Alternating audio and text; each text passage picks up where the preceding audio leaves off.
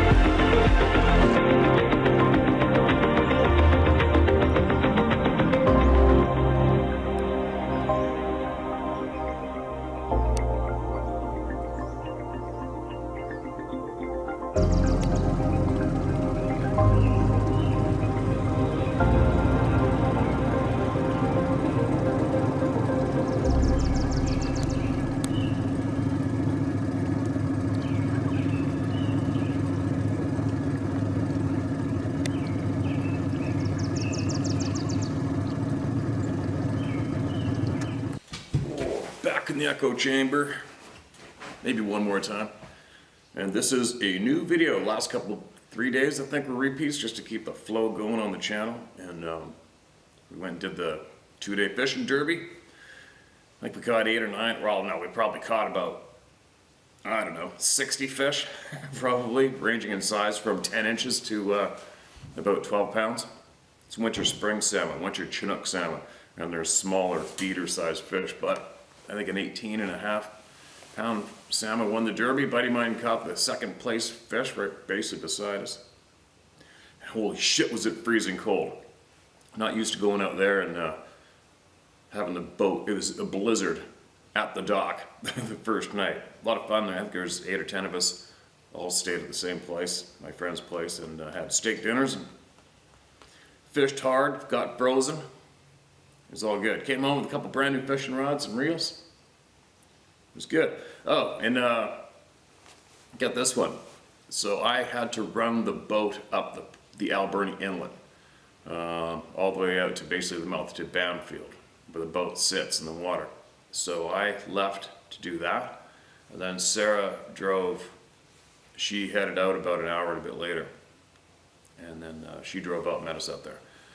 Full-on blizzard while she was driving out there too, and on that long logging road, the Banfield Road.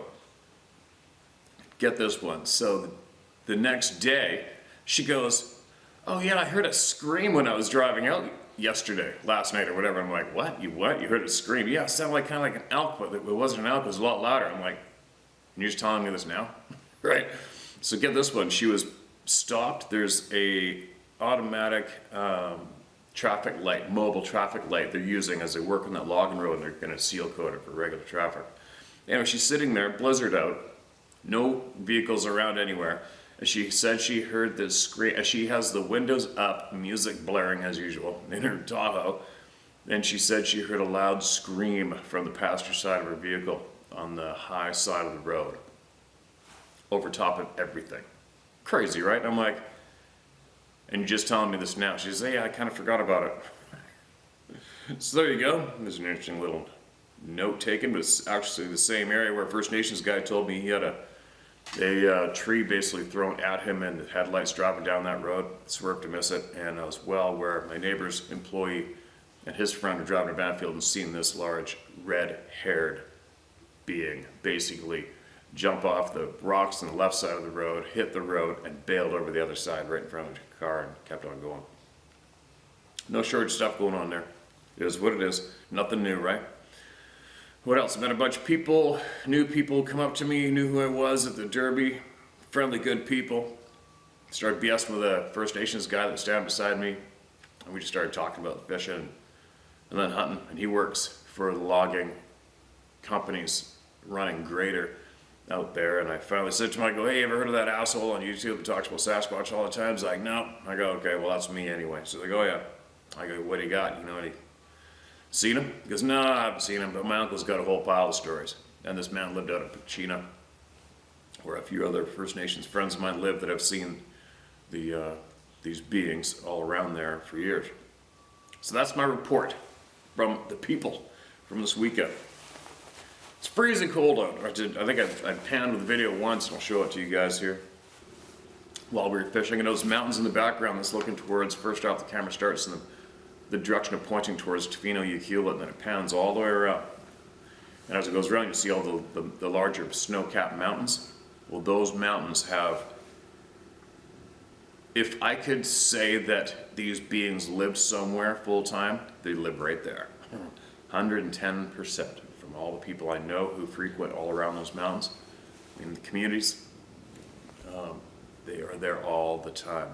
One native community that said the base of those snow-capped mountains in the far distance, they basically see them nightly driving on the dirt road to go home. There you go. That's all I got from me. Now listen to this. We got some people speaking. Let's hear them. Powell River Bigfoot, which is on that side of the island, straight across. Hello, Steve. Hope you and your family are well. Feel free to use my name. Little backstory. I always loved fishing, camping, ATV in 2008. My best friend got me into hunting. First deer was a 3-pointer, mainlander. Excuse me, that means got a 3-point in the mainland of BC, not the island. Other than that, lots of deer off Texada Island. Over the past years, I've gotten big on spring bear hunting, including a few LEH grizzly hunts. Okay, that would have been a little while back. Spring of 2012, I believe I was out in the afternoon up Goat Lake, Maine. That's a logging road. Approximately 23 kilometers, where the Rainbow Main goes off to the left, and sitting on the Goat Main, you look across the logging block and see the Rainbow Main Road. This road eventually goes into a tree line. While spotting, typo, something big, must have meant we've seen something big and black, but on 2 feet. And it caught my eye at the tree line. I think it was a black bear, but in my mind, I know it wasn't. I decided to drive down there. I'm packing a .338 Win Mag, but I'm also by myself, like most of the time. I get out, walk in a bit, and I've seen big human-like tracks in the mud, but way too big to be human. Getting a bad feeling, I look around, and this gut-crunching growl comes out of the bush, and I took off. I go down, turn around, and I notice a pedal bike hidden off in the bush. On my way down, I ran into the CO, that's a conservation officer, game warden, and he's a native fellow, and I told him what I seen and witnessed, and he didn't seem bothered at all. I now live up in northern BC and work logging. Not a day goes by that I can't vision that creature perfectly in my mind. Sorry for bad spelling. I would have got my wife to fine read and edit, but I never told her.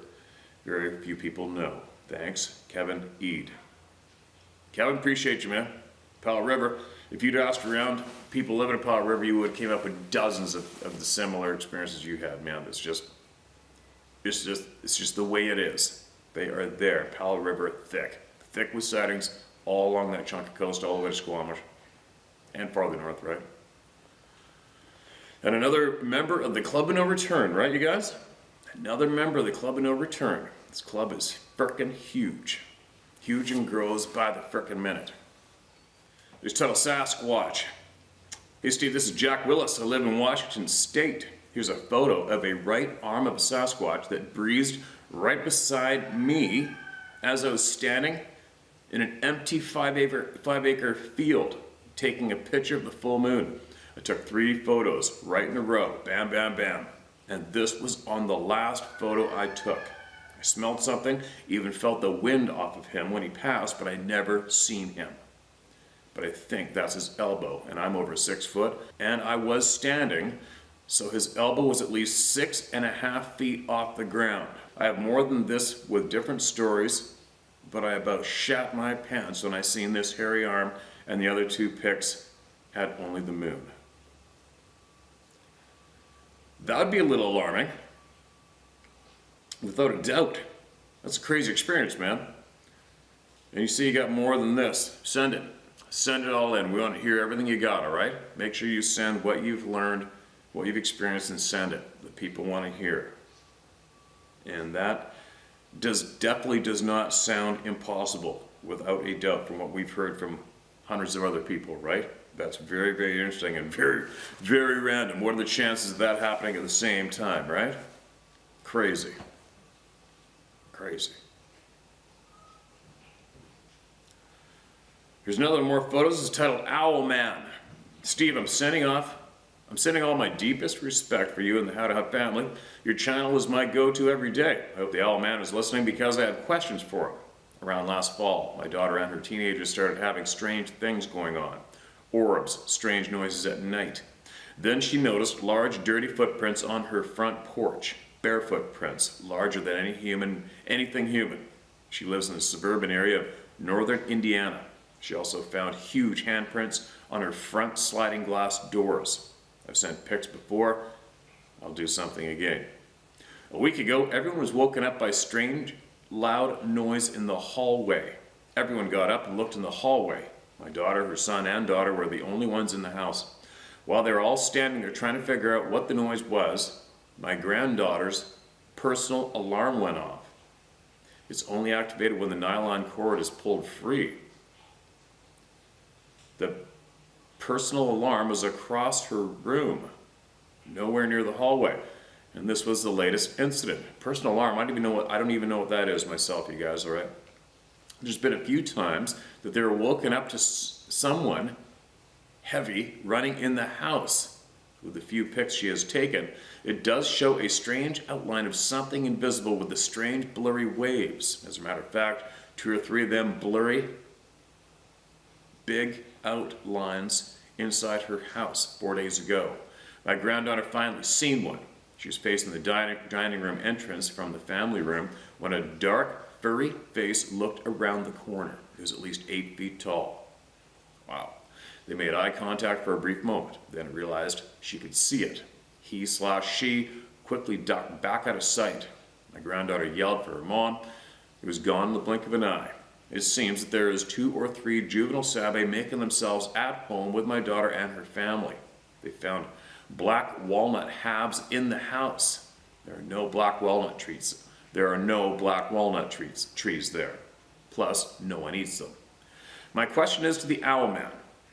It's like they just showed up out of nowhere. Is it unusual for young Sabe to be with a family? I think they feel safe at my daughter's home. Even the dogs, cats, ferrets, and rabbits are not freaked out by the activities and blue orbs that come and go. My granddaughter seems to be much of the focus to them.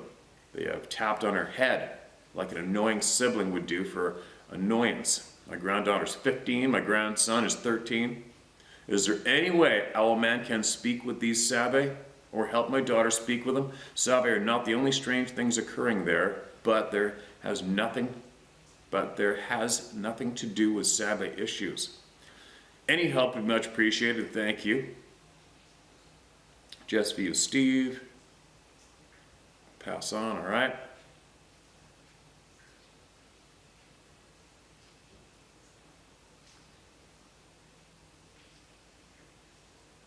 appreciate it. Again, I've mentioned this before, Scott Carpenter's had good luck helping people get a grip somewhat with their property and some strange things going on. These fingerprints look a lot like what was mailed in, what happened on the side of a vehicle window. And I'll post up these photos anyway. Sounds bizarre to me. It's out of, I don't have the answers for you myself, but there's people here that probably do. And they're probably listening, and I'm sure they'll chime in the comment section below the video, all right? I strongly believe there's a lot more going on than just the forest people myself. There's too much evidence of some crazy ass shit. And that Skinwalker Ranch is a good example, right? Interesting and creepy and alarming and scary. That's all I can say about this, and I hope someone here can throw you some advice or some help. Now, who's next, man? I'm tired. I am beat. A couple days getting up early and going at her. Beat the crap out of me. Got to get myself conditioned to it again pretty quick. Fishing all day. Excuse me. Short true story in Central New York. My name is Keith Kimpton. You can use my name as my story is true. 3 decades ago, my 15-year-old and I went to Fish Creek to await opening day of walleye pike season just 3 miles from home. We hiked into private land and started a small fire on the rocks of the creek for some light. Just before the midnight opening came, we heard an unknown howl far upstream. 2 minutes later, from the creek not 50 feet away, a roar so loud it shook us to our cores, hit us louder than anything I've ever heard before. I knew then it was time to leave. We cut through the buckbrush to the truck and tore out of there like our lives depended on it, and I believe our lives did indeed depend on it. Months later, my son saw the beast standing next to our garage, looking at him. My son told me, "It knows where we live, Dad." I knew he was right, and we knew where he lived. A stalemate was achieved. My son, in his 40s now, won't talk about it anymore, but his eyes still shows the fear we endured that April night so long ago. That's alarming. Well, Keith, you might want to possibly send this video to your son, excuse me, with a little encouragement to watch it just so he knows that he's not alone. He's not crazy. And there is a lot of people talking about this shit to get to the bottom with it and help each other. All right, so you might want to try that one out. And you know, like I've mentioned earlier, like you need to get out there like your life depended on it. And I've mentioned earlier, no matter how terrifying it sounds, anything that wants to kill or destroy you is not going to give you a verbal warning like this and let you run to the vehicle. All right? It's just not. They're not. They're not. There isn't a predator alive that's going to pre-warn you to get away if it wants to annihilate your ass. You're not going to hear nothing from anything. It's usually the way it goes, right? You're not going to hear anything when it comes to something wanting to kill you dead. You're probably not going to hear shit. I think. But anyway, appreciate the email. Make sure you send it off to your son, all right? Bring him a little bit of comfort anyway, hopefully. Wild Montana experience with Mind Speak. Hello all, this is my second email with my family's Bigfoot experiences. My first email was my own experiences titled RH Blood that has not been read yet. In that email I mentioned my experiences with a lizard.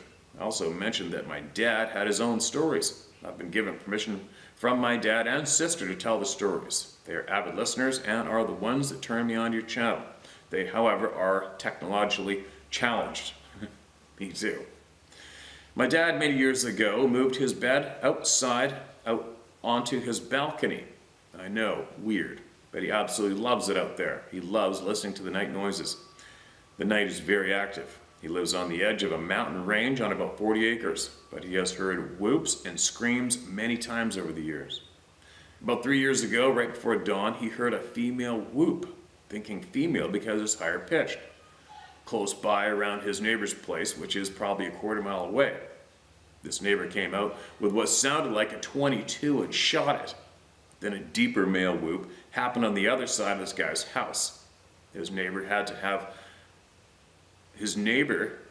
have gone back inside his house and come out with a bigger gun and shot it. More whoops happened. Then again, a bigger gun was brought out and shot. This happened several times over and then stopped at dawn. My dad was super excited and tried to record this event, but my niece, his granddaughter, who was living there, did not cooperate. She thought he was playing a trick on her because this just happened to occur on April Fool's Day, LOL. So, she did not give her phone to him. To this day, he is still bitter with her, LOL. My sister was gifted, and some years back she started talking to an adolescent while she waited for her daughter to come home off the school bus. She just knew there was a young one around and watching. She would randomly talk about anything, just chattering really, and being friendly. She did this for about 5 months. This adolescent started leaving pine cones in the mailbox. My sister left them all in the box, but each day another pine cone was added. At one point, 5 were left, 1 in each corner and 1 placed on top of and directly in the middle of a package. She thought about interacting and leaving a gift as well, but decided against it. She knew that was probably a bad idea, and once an exchange like this starts, it is for life, a commitment she did not want to make. So she stopped talking and was going to let them be. The mailman is the one who threw them all out of the box, LOL. A few years passed, my sister and dad decided to walk on the back side of the property. This entire area is overrun with bears and mountain lions, so my dad took his gun. On this walk, my sister kept pointing out broken branches, as in already broken off smaller branches, broken into half and hanging from tree branches. So, envision seeing an upside down V. The trees were covered in these placed hanging V sticks. My sister said they were all low and eye level, which tells me these were placed to be seen. That evening my sister was already in bed and my parents were watching your YouTube videos at the table. Probably you. Oh, sorry. My parents were watching YouTube videos at the table. Probably you, LOL. My sister was mind spoke for the first time. They were angry about my dad having the gun on their walk earlier that day. Pissed. They kept showing her images of the gun and they projected anger over it. My sister was telling them it was not for them, but for protection from bears or mountain lions. She was projecting a heart around the gun. Right after this happened, a pumpkin smashed. This was a large pumpkin on the 2nd or 3rd step of the staircase, which is right on the other side of the front door, and my sister's bedroom is at the top of these stairs. But my parents, who were sitting at the table, was only feet from the stairs. They did not see anything, albeit they were engrossed in something on the computer, LOL. But this pumpkin was smashed to pieces. Like it was picked up above one's head and smashed to the ground with force. Both my parents jumped. As my dad said, the floor shook from the sheer force of this pumpkin hitting the floor. Number one, there is no way a pumpkin of this size rolled down 2 or 3 steps. And 2, even if it did happen to roll down, there's no way it would have smashed into nothing. At one point, there's even a portal on my dad's property. Present, open and active for about a week. My sister could see it, keep a good eye on that area, and was very happy to see it gone one day. She did not see anything come out or leave from it when she checked on it. But it being there for over a week, I'm sure something did many times. I hope this helps someone. His knowledge is power. Thanks for all you do for the people, Tamara. Tamara, that is some crazy ass shit going on at your place. And if that house shook, I would imagine he either slapped it with his hand or stomped it with his foot to shake the house, right? You know what? A lot of stuff sounds absolutely crazy and bizarre and hard to wrap your bean around, but it's a pattern. There's too many patterns here. There's way too many people are reporting the same shit in the rural properties and literally thousands of miles separating each homestead and nobody being in contact or relating with each other in any way and the same things happening, right? Crazy. Well, listen to this one. This is titled, Meeting the People, Doors Open. Hi, Steve, you can use my name. I'm not concerned with non-believers' opinions. I'm Don Paul, P-A-U-L-L of Seashell, BC. Straight across from me on the other side, shit piles of sightings going on all along that coast, as just mentioned in your power rope. You likely know of the area also, not that it makes a difference. I'm native.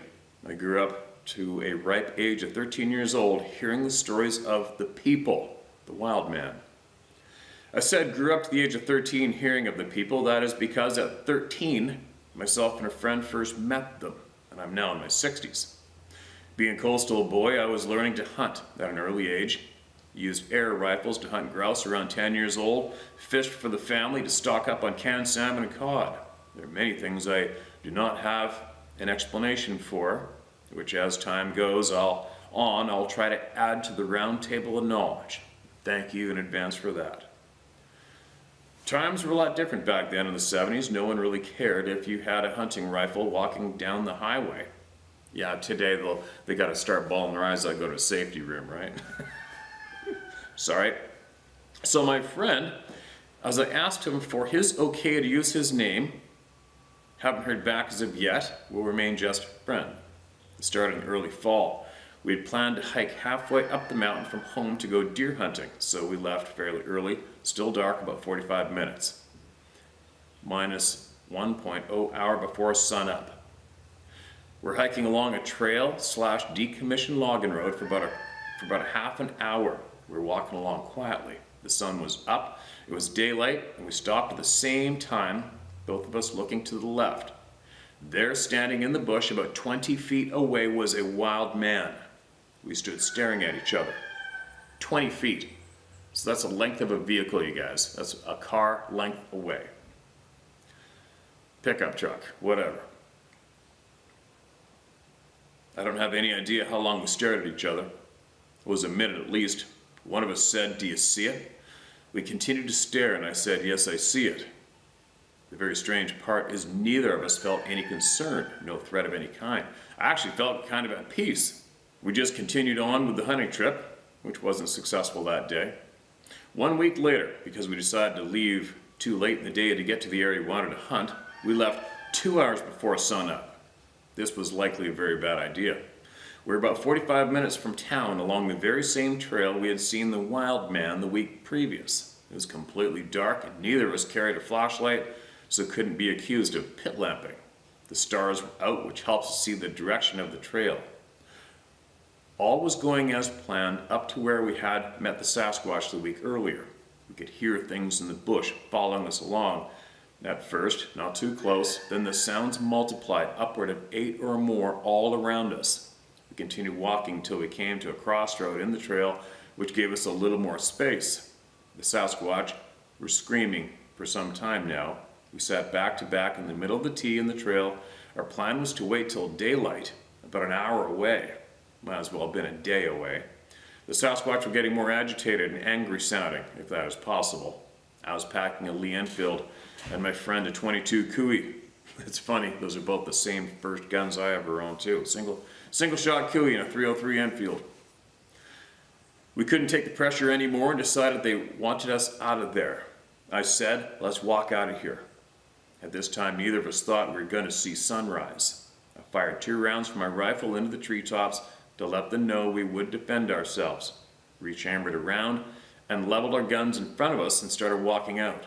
We said, "You bump into anything, squeeze the trigger." It was still pitch black.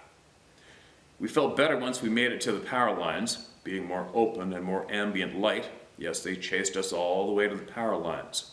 We could hear them moving back and forth along the tree line, letting us know they weren't done with us yet. I'm not sure if my friend caught a glimpse of them at the tree line. I did. They're freaky fast.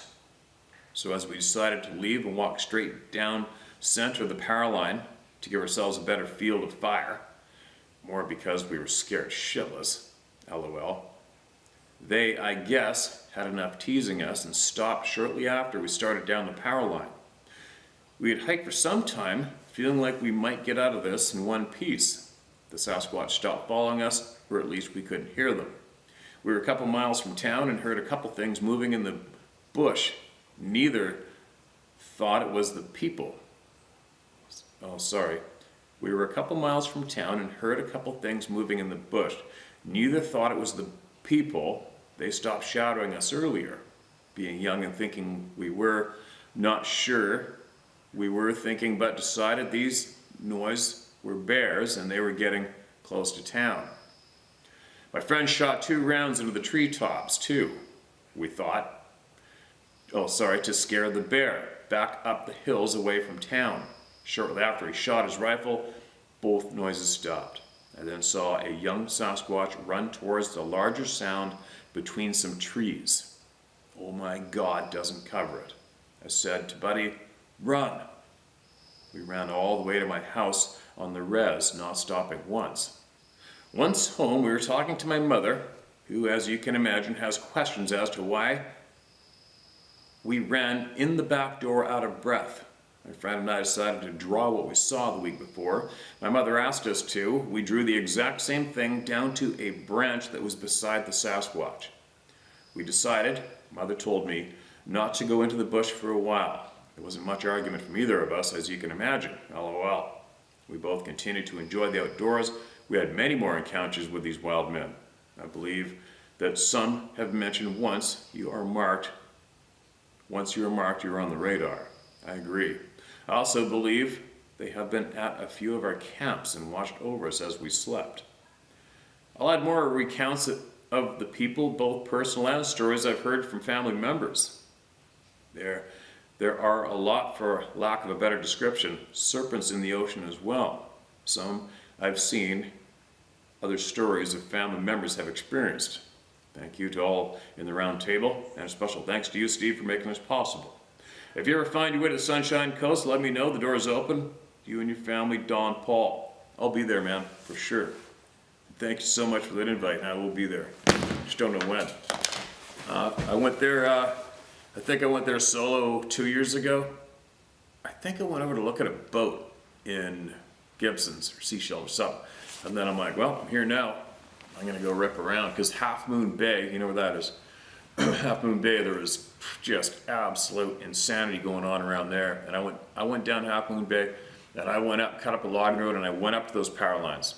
And I went down the power lines till I almost got stuck in a bog. And then I turned around and went back up, and there's a couple of roads that went up into the timber, and I followed that for a little bit, but I got chopped off.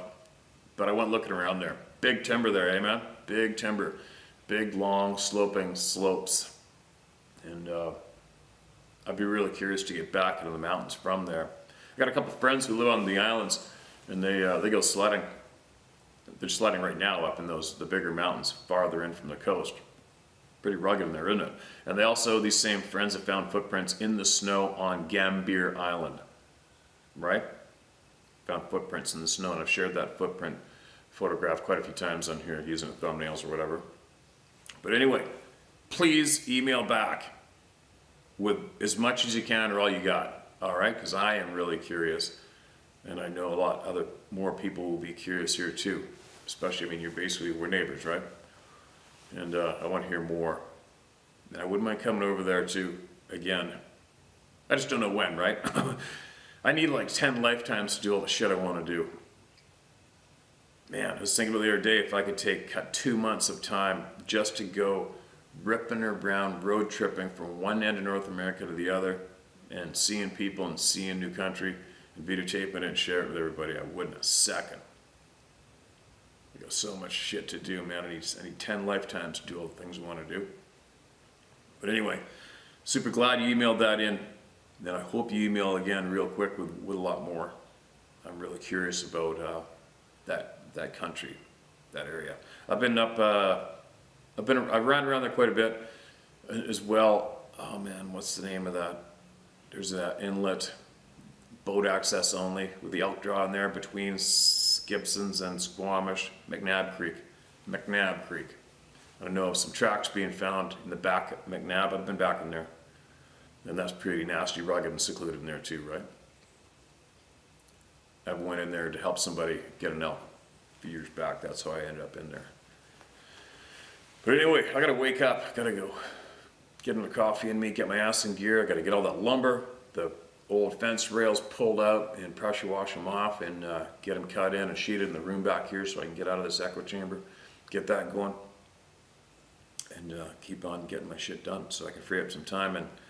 And I'm thinking I am possibly going to Sarah doesn't want me to, but I can't stop myself. But I think I'm going to get my stuff done right now, see what weeks I can possibly do this, and I'm just going to load my truck up and head to the US border and see if I can drive across. And if I do drive across, then it's game frickin' on. I'm going to go everywhere. Everywhere. Anyway, I'm back.